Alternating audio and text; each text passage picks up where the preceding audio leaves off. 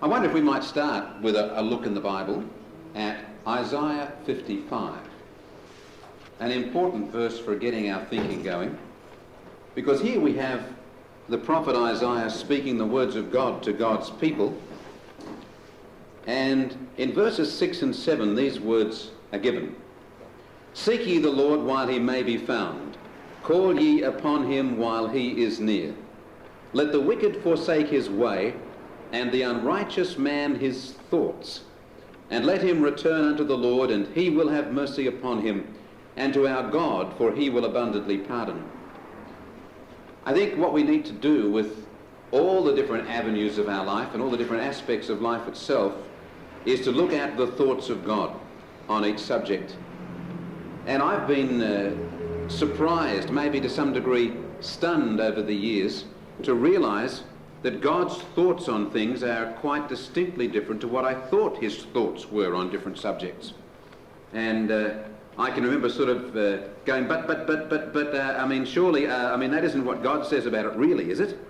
And it took me quite some time with different issues to recognise that God has actually spoken on some subjects, and what he says is quite clear, quite distinct, but everybody lives as if he didn't say it.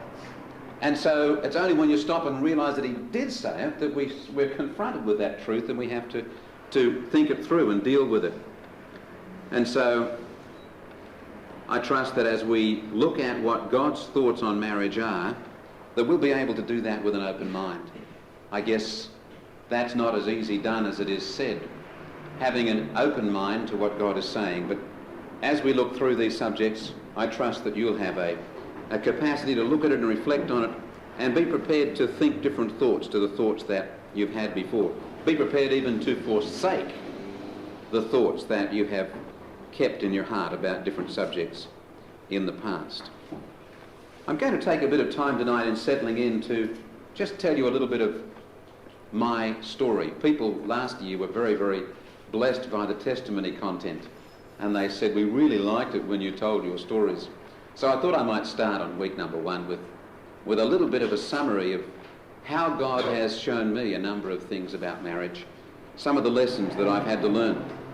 What I'm about to share may well, in fact, have been shared in other sessions where you've been present, and you might say, well, I know that, I've heard Chris tell this story, but for the benefit of those that haven't, and for the benefit of those listening on tape, I want to just go through some of the things that happened to me in the process of discovering what marriage was all about.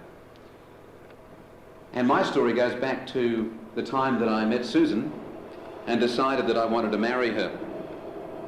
It took me quite a while to convince her that I was serious and that she should marry me. And I remember the very first time I said to Susan, I'd like you to marry me. She was extremely quiet, and after a short while, tears began streaming down her face. And I thought to myself, how on earth am I supposed to interpret that? Have I offended the girl? Is she thinking something like, oh my God, don't tell me I'm going to have to put up with a guy like this all my life? I really expected better. I mean, I had no idea, no way of interpreting what all those tears were all about. And after, I suppose, 15 minutes, it seemed, of silence, the subject was changed, and I never really did get an answer. And so I waited about a week and proposed again, and had much the same response. And it wasn't until about the third time that we really actually even got to discuss what her problem was and what the hurdle was for her. And for her, she said, I just never expected myself to, I didn't think of getting married for a long time. It was just it was out of the blue. It was such an unexpected thing that it's just overwhelmed me, and it's introducing a whole lot of thoughts that I just really don't know that I'm ready to think through. And so we were able to talk through all of that, and she said she had no hesitation in thinking that she'd marry me. It's just that actually having to say that she would and finalise that sort of arrangement was just something very challenging for her. But funnily enough, I'd always been one of those people that had been very serious-minded about my attitude toward relationships. And I basically had the idea that if I found someone that was worth calling my girlfriend, she'd have to be a pretty high-standard girl.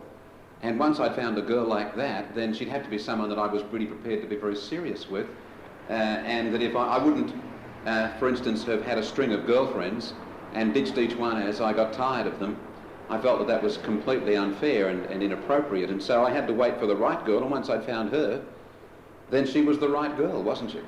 And so I was probably mentally prepared to propose a lot more readily than Susan was to hear me do so. But after we discussed it out and decided that we were going to get married, my next hurdle was telling my parents. And Susan's dad had no problem. He'd already gotten rid of 2 daughters, and she was the next to go, so he addressed that without any fuss at all. But when I went home and said to my parents, Susan and I are going to get married, both my parents were silent, and I think my mother was the one that actually responded. She said, "Oh." And that was the end of the entire conversation. And that really moved me, you know. It clarified a lot of things. Well, obviously it just left me guessing. I thought, what on earth am I supposed to make of that? But I was a youngster in a sense, and I was fairly confident in my own abilities, and like most young people today, quite prepared to find my own way in life. And I thought, well, Mum and Dad are just having difficulty coming to terms with this because I'm the first of their children to talk about getting married. And that's just a normal social experience for them. And I tended to shrug it off. But it niggled me that Mum and Dad didn't say, "Wonderful, Chris, congratulations," that they didn't encourage me in any way. And I got to thinking, maybe, now just maybe, my parents know something I don't know. It's a long shot, but just maybe, having been married and having gone through a number of bumps themselves, they were talking about separating at the time they became Christians, and God turned their lives around, so they've certainly been through some hard times and some deep water. Maybe they can see it just by looking at me and Susan that we are not compatible, or that it won't work, or that this shouldn't be being done, and they haven't got the heart to tell me. Well, when you're a young man and those thoughts are going through your mind and you think your parents may need to tell you something that you don't already know, the obvious thing to do is ask God. Because who'd want to go to your parents and actually admit to them that they may know something you didn't? So I didn't go to them and say, "Are you having difficulties coming to terms with my marriage with Susan?" I went to God and said, "God, is there something I should know? Is there something about me or something about Susan that I need to know? I feel very confident about my intentions to marry her, but maybe it's wrong. Maybe there's something terribly flawed about our relationship." And I committed myself to read through the whole of the book of Genesis and to make a note of every single relationship, good and bad, that was listed in the book of Genesis, and to reflect on it and to get some picture, because Genesis is the book of origins. Anything of any significance started in the book of Genesis. And if you can find out how something started, then you can understand what it is. The origins of things gives you the key to understanding what they're all about. Then I decided that because the New Testament had replaced the Old Testament, which was the theology that I'd been taught, that the New Testament gave the final word on matters of importance. And if I could read the New Testament about everything to do with relationships and husbands and wives, then I'd be able to come up with a pretty clear picture of what marriage was all about without having to study the whole of the Bible. So I did that, and I really enjoyed the process. I commend it to you. Sit down one day with your Bible and read through the whole of the book of Genesis and just make a note of everyone that got married, what it says about their marriage, and Adam and Eve being married. There's Abraham and Isaac and Jacob's experiences. Go through and read those stories. They're very, very beautiful and very precious.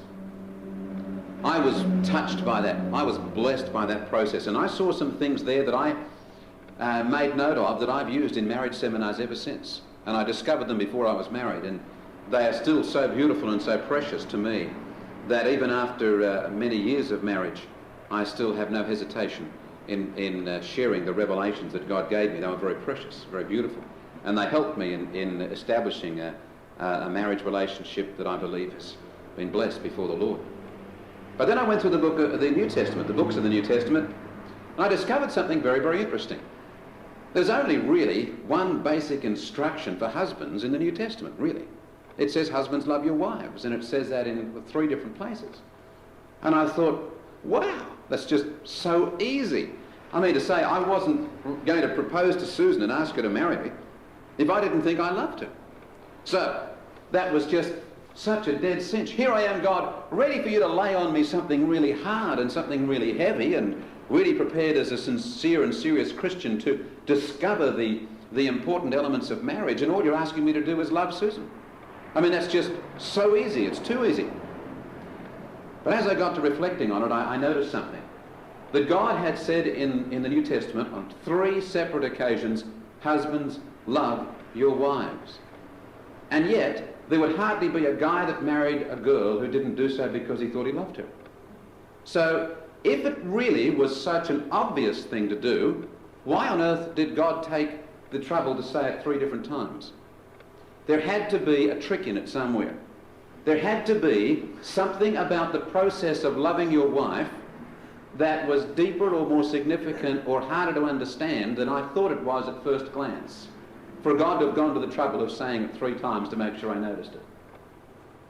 So I went to prayer and I said, God, I think I love Susan, but is there something about love that I really need to understand? Show me what love is all about. And there were 2 particularly beautiful lessons that God taught me about love. They're both very obvious. I've shared about them many, many times. But let me go over them again. The first thing that God had to show me about love is that it was entirely different to what I'd always assumed. I was raised in the 60s, so I'd heard all those pop songs about love. Please release me, let me go. I don't love you anymore. Who sang that? I don't even remember. Was it? Okay. And there's this, I don't love you anymore. I don't love you anymore. Love was one of those things that for a while you felt it towards someone, and then it went.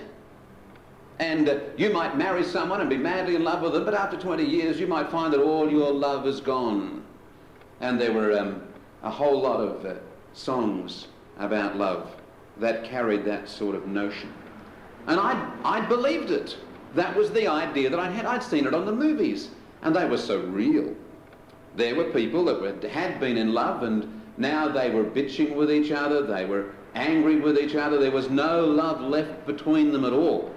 And people would use lines like, you've spoiled all the love I ever had for you. All the love I ever felt has drained away. Or you've sucked all the life out of me and I can't love you anymore. Those sort of thoughts were just propagated. And they were so well used and so commonly used that I believed them. I believed that love was something that you kind of had. And you'd say to someone, how will I know when I'm in love? Oh, you'll just know. Right? It'll hit you. You'll be walking down the street or you'll be on a train and you'll see someone and it'll be love. And that was the wisest words on love that I heard when I was a youngster. And you could see that in the movies. You would find the unfortunate situation where a woman was married to a man who, not very happily, and she happened to meet someone with whom there was genuine love. And we were led to think it through as we watched the movie that surely love was paramount, and if these 2 people were now in love, shouldn't she or he be released from that marriage that they were locked into, because love is more important than anything else, and suddenly they've fallen in love. Now they've discovered love. I'm not telling you anything new. You've seen all that sort of stuff. Those thoughts have been presented to you.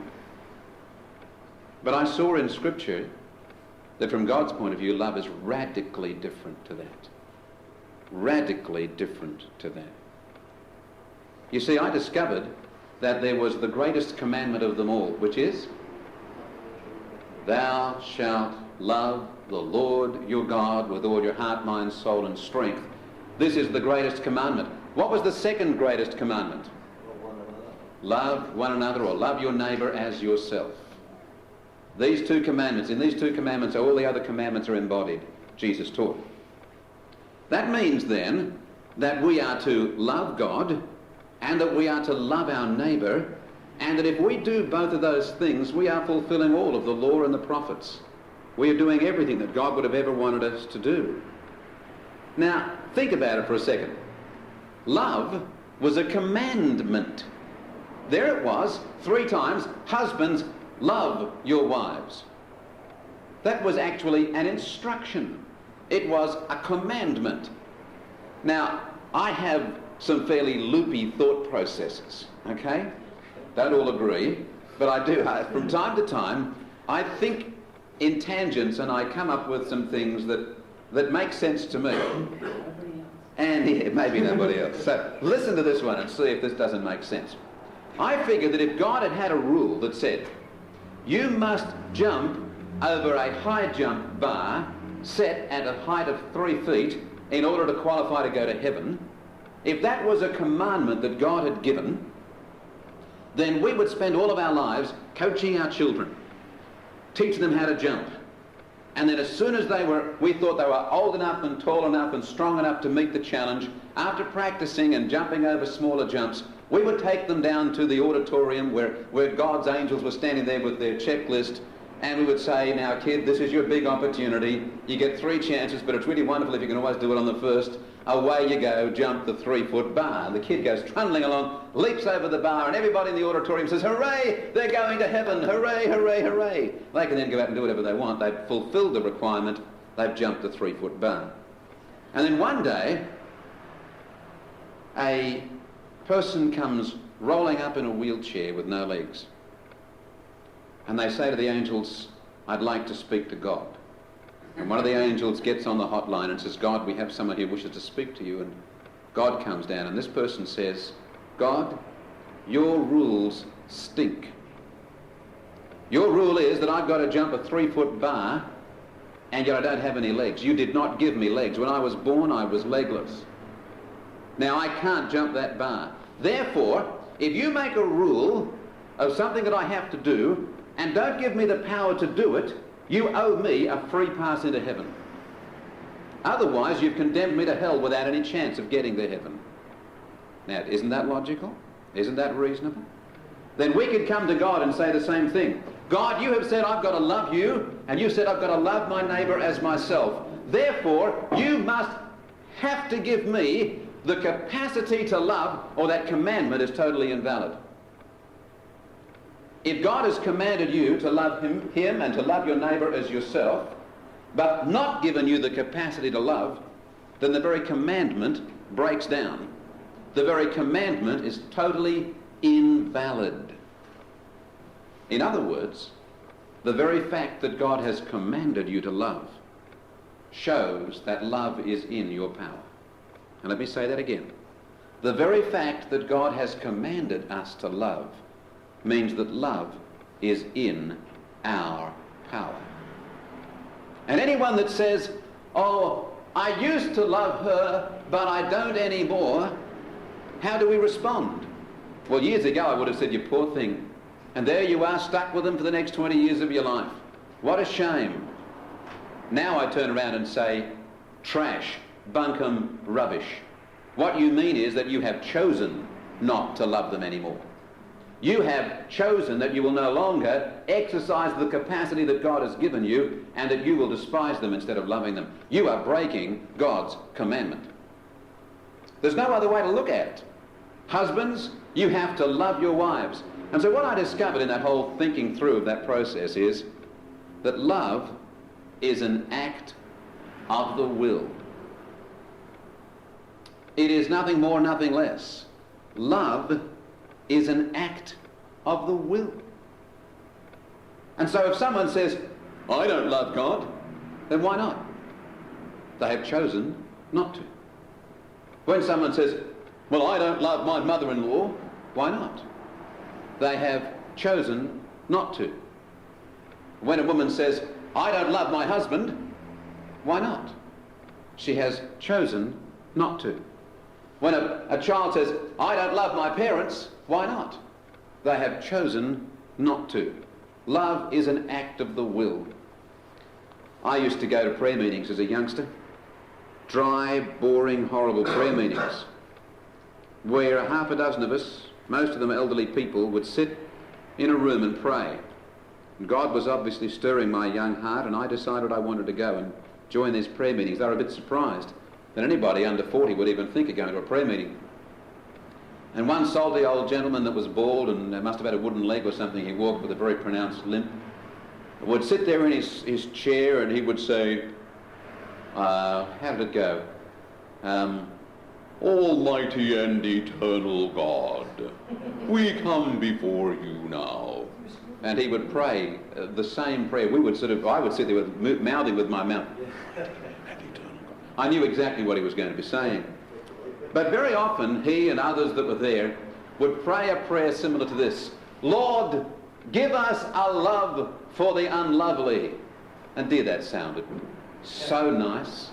That was a really nice prayer to pray. Lord, give me a love for the unlovely. And I would sit there in these desperately still, quiet church halls, in the lull between the prayers, waiting for God to answer the prayer.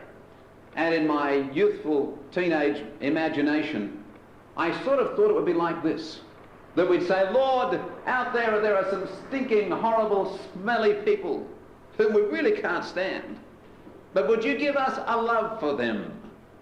And then as we waited before God, we'd hear this sound.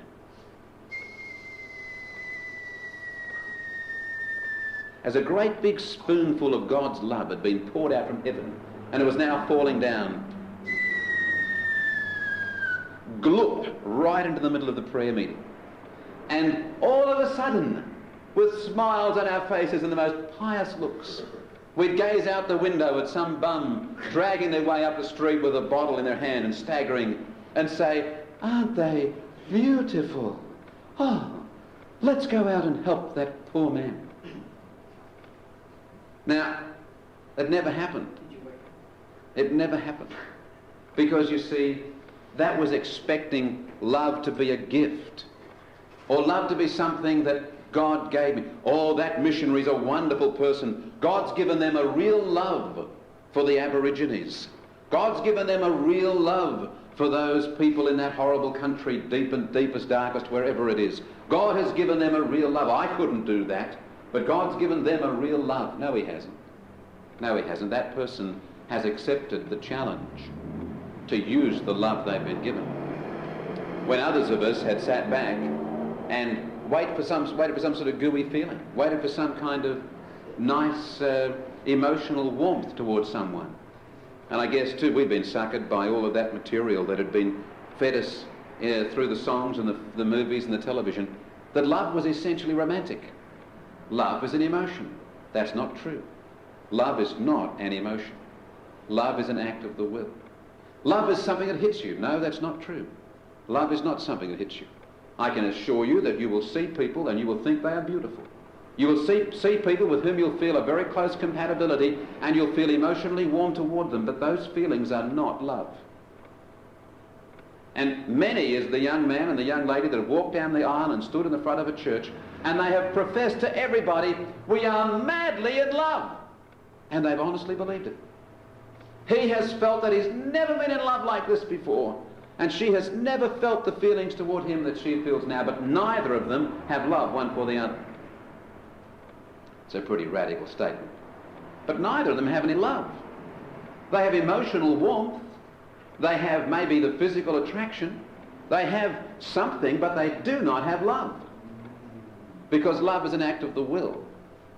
And some years later, when a lot of those emotional positives have turned into negatives, we discover that there is nothing to follow through. There is no love at work, just the niceness of the feelings. Now, I'm not decrying the niceness of the feelings. I'm not saying that, and the compatibility, I'm not saying those things don't count for anything, but I'm saying they've got to be distinguished from love. Love is an act of the will. And so I thought, okay, love is an act of the will. Okay, if I was to get my will in gear and get the gear stick from my will and go crunch and stick it into love gear, what do I do? What do I do on a Thursday that's an act of my will that's called love, that I've got to have my will in gear to do it, or it's not love? What do I do? What is love? And that was my next question to God. God, thank you for showing me that love is an act of the will, but I still don't, that doesn't really help me. My feelings towards Susan are still that I think I love her. So what do I do next? At that time, Susan and I were courting, and we did just about all of our courting in church services. We would go off 2 or 3 times a week to different churches where there were guest preachers, and we would share together and listen to the different services. And we went very, very shortly after this process began. We went to a service where a man was preaching, and we were sitting in the balcony of a church in Sydney. And the preacher stood on the platform and said, "I want to speak today to the young people in the balcony." And I thought, wow, not bad. I was the second row of the balcony or something. That means me.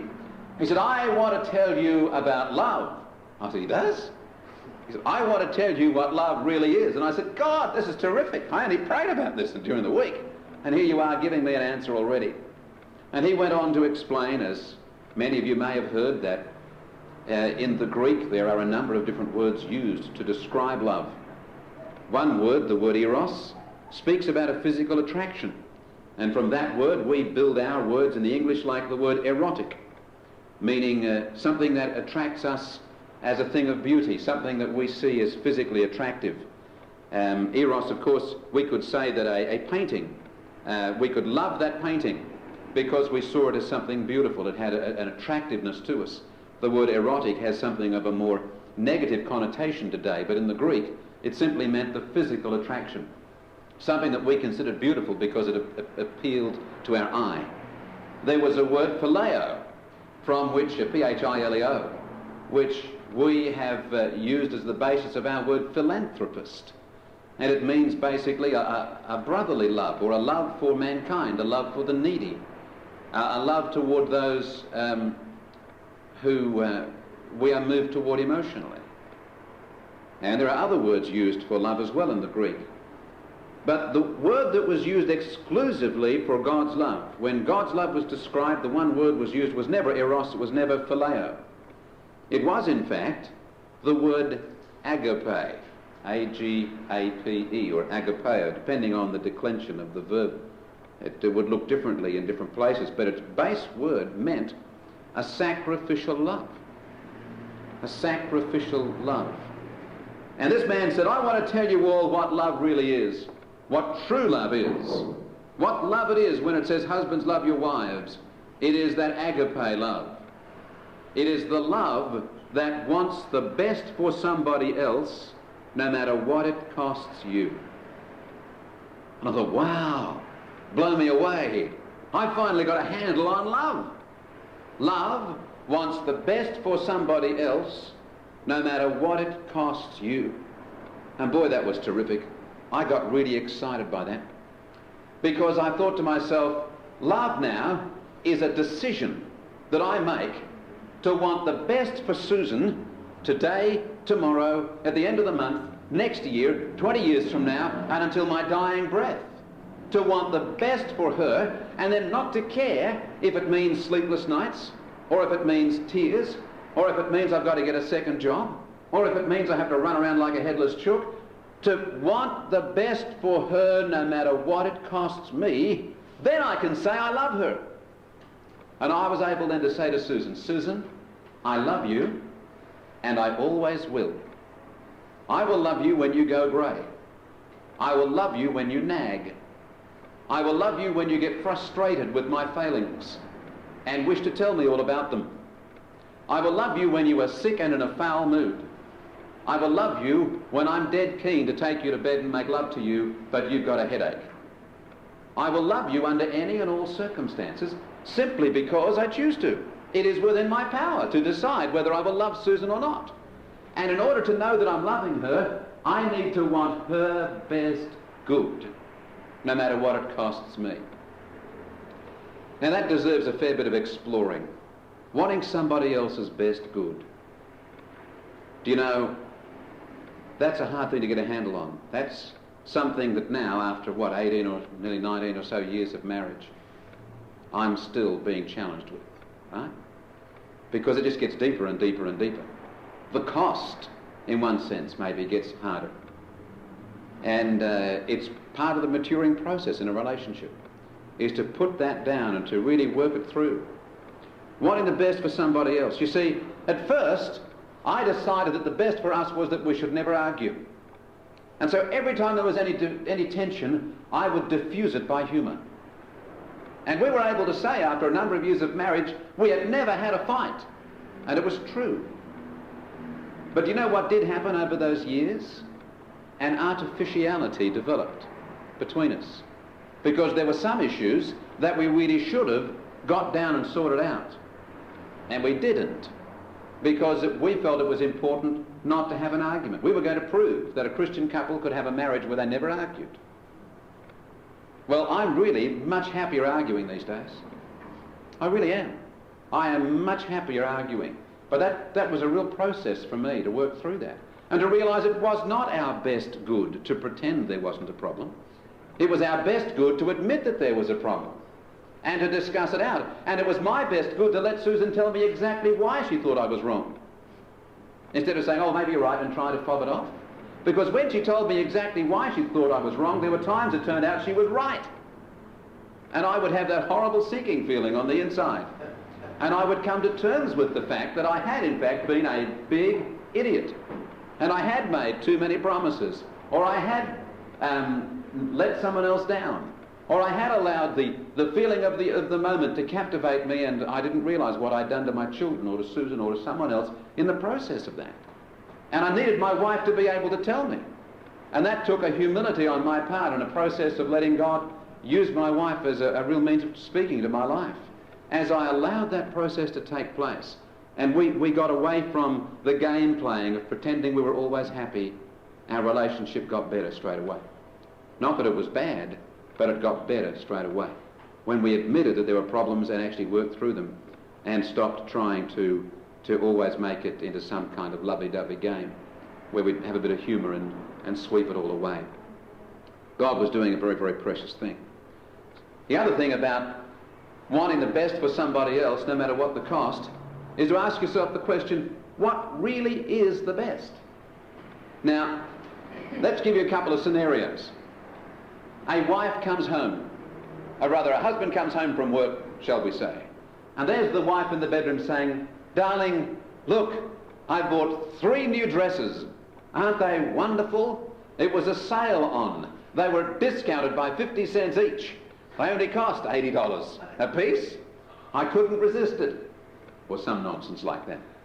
Now, the husband says to himself, hang on, I must love my wife. It's an act of the will. I must want the best for her no matter what it costs me. 3 times $80 is $240. That means the gas bill won't get paid this month and the electricity won't get paid, but I guess I can scrimp and save in different places, and I guess at all costs I must avoid an argument, because an argument would be bad for my wife and our relationship. I know that it often upsets her for days if we have an argument about these things. The best for her is to avoid an argument. Okay, dear, try them on and let me look at you in these lovely new dresses which you have bought. And the husband says, I'm loving my wife, I'm wanting the best for her, despite the agony that I'm about to go through and the difficulty we are going to have because I will have to walk into the city instead of catching trams for the next month or whatever. Is that the best good? The best good is for the husband to be able to say what really is best for my wife. If he really had that in his heart, and if he was a godly man who kept his heart right before the Lord, he would very likely know exactly why she'd bought those things. He may know that she had a number of emotional needs that caused her to go occasionally on shopping sprees. And he would be able to discern, in this instance, whether it was a time to completely frustrate her shopping spree and say, darling, we've talked about this before. Now you understand the problem that's happening here, and really we can't afford it. And I know that you're feeling very emotionally low. We'll have to find some treat that we can get for you that we can afford. But this is an inappropriate way to respond to the feelings that you're going through at the moment. This is a difficult time for you. I understand the pressures that have been coming on you in this last week. But we cannot resolve your emotional feelings this way. This is not the right thing for you. I love you too much to let you get us into trouble in a meaningless solution to your problem. We need a better solution than this.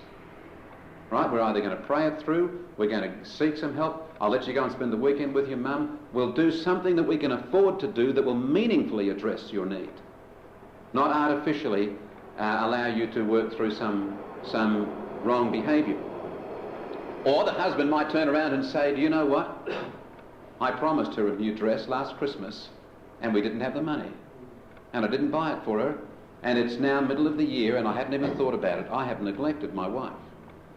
And that's been part of the reason why she's done this. And I won't be angry, but we can only afford, we'd be lucky to afford one of those dresses, but I'm going to let her pick whichever one she wants, and we'll keep that one and take the other two back. Because that really is the best. I have failed her, and I have to admit that I failed her, that I have not provided appropriately, and I have not kept my word the way I said I would. And so the best in this instance is in fact that I do allow her to keep one of those dresses. Or that I say to her, honey, I believe you've responded out of your disappointment with me. Do you know what you've done? You've shown up my fault.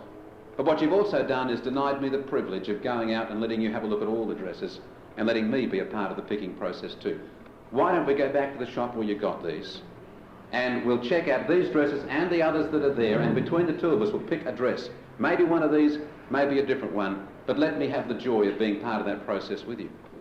In other words, there are better ways, you see. There are proper ways to respond to these things. Now, do you know why those things don't happen? Because the average husband today is a thickhead, right? Who doesn't deserve much respect, who wouldn't think to respond in those ways, because they are not committed to loving their wives. They say, I loved her, fell in love with her when I first saw her. Boy, what legs. I must love my wife, because she really turns me on. And it's not love at all. It's lust or some other feeling, some emotional compatibility. It's not love. And so when the rubber meets the road, they're not able to respond as an act of their will to want the best good for that person. They respond in an inappropriate way that does not provide the best good, and that doesn't resolve the things in that relationship that need to be resolved. Let's talk about the cost. Wanting the best good for somebody else, no matter what it costs you. I came up way back in those early days with a story that I've used over and over and over again. And I don't think it relates to any of us, but I think the principle is clear enough. Let's imagine that we've got a guy called Harry. And the highlight of Harry's life is the annual darts championship at the pub. Harry works somewhere where one of the other people that is in the same place as him is the only rival for the darts championship. Harry wins the darts championship nearly every year. But last year, Harry's mate Bozo beat him. And for 12 months, Bozo has rubbished Harry. It's been on the notice board at work. The subject has been brought up every day since Bozo won, that Harry can't hold a dart and Harry is useless. So Harry has been going off to special coaching and has been throwing darts at 2 o'clock in the morning to be able to beat Bozo this year, and he is confident that he can be. He has had to hide his improvement so that Bozo will not be aware of how fierce the competition is going to be. Harry's future depends on the dart championship as far as Harry is concerned. He is obsessed with winning the darts championship this year. Now we would say, well, how meaningless? Well, yes, obviously a small man. But let's assume that this is where Harry's at. The darts championship is the highlight of his life. Comes the night of the darts championship, Harry gets home from work, and as he comes through the door, he can smell this terrible pungent odour because the toddler is running around the floor of the house with a full nappy and hasn't been changed probably all day. There's a baby in the cot screaming from hunger, and when he kicks the door down to the bedroom and goes in to see why his wife hasn't got up and fixed all these things, he has never seen her look so sick. She is white as the sheets, and she is grey in colour, looking terrible. And she says, darling, I've had no strength at all. I haven't even been able to get up and go next door to the neighbours to use the telephone. I'm really in a bad way. The children haven't been fed. I can't even crawl out of bed. I'm sorry I haven't got your meal ready. I know that the game's really important for you tonight, but I've got to get to a doctor. I've got to get some medication. I've got to see the babies fixed up. What on earth can we do? Something's drastically wrong with me. Now, here's a husband who's presented with his wife who in a desperate state. The home is in need. If he loves his wife and loves his children, he will want the best for them. The best for them is immediate intervention, immediate attention. But the price for Harry is the biggest price he could conceivably pay. Do you know what Bozo will conclude if Harry doesn't turn up tonight? That Harry was chicken. Do you know how much Harry got rubbished for the last 12 months because he was beaten by 2 points? Do you know how much he's going to get rubbished for the next 12 months when he didn't show up for the challenge? I mean, Harry will have to quit his job and go looking elsewhere. He cannot abide the very thought of what is awaiting him if he doesn't show up at the pub tonight. There's a dilemma. There's a crisis for Harry. He's got to think of the best good for his wife, no matter what the cost. What does Harry do? Well, if Harry is a typical Australian, he goes next door and rings the mother-in-law and says, "Your daughter is in a mess. You better come and fix her up. I'm off to the pub." End of story. Yes, you might even say, "Bring over some food, will you? I'm hungry." In other words, we wouldn't expect the average Australian male to operate in love, would we? We really wouldn't expect that. We would have sympathy for his predicament, but we would expect him to make the most feeble and meaningless token efforts to alleviate only the most desperate part of the need before going out and looking after himself. The average Australian husband doesn't know the meaning of the word love. And I didn't, even though I told Susan, "I love you." I had to learn that it was an act of the will, and that as an act of the will, I had to want the very best for her, no matter what it cost me. So that was part of the process of me learning to come to terms with what marriage was all about.